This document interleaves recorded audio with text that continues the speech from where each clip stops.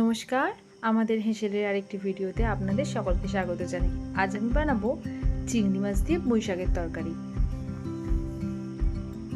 এখানে আমি নুন হলুদ দিয়ে মাখিয়ে রাখা চিংড়ি মাছগুলোকে ভেজে নিয়েছি। চিংড়ি মাছ ভাজা হয়ে গেলেই সেই একই তেলে আমি দিয়ে দিয়েছি আলু,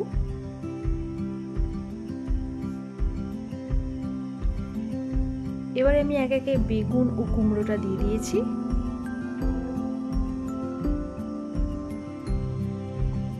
আমি এগুলো বেশ ভালো করে ভেজে নিয়ে তুলে নেব। এবারে আমি পরিমাণ মতো তেল দিয়ে তাতে দেবো 5 ফোড়ন ও শুকনো লঙ্কা ফোড়ন।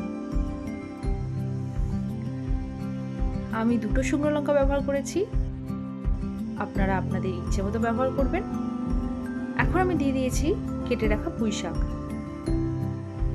পুঁই শাকগুলো কিন্তু খুব ভালো করে ধুয়ে নিতে হবে। এবারে আমি দিয়ে দিয়েছি নুন ও হলুদ।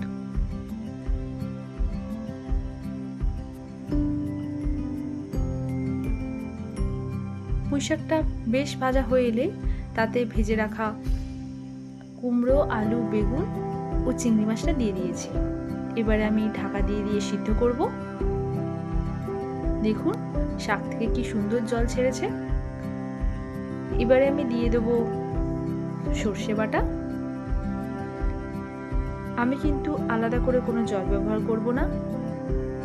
এরপরে আমি দিয়ে দেবো গরম মশলা, দেবো সামান্য পরিমাণ চিনি। চিনিটা আপনারা আপনাদের স্বাদ অনুযায়ী ব্যবহার করতে পারেন। ব্যাস, সবজিগুলো সিদ্ধ হয়ে গেছে, তরকারিটা বেশ মাখো মাখো হয়ে গেছে। এবারে আমি সার্ভ করে নেব।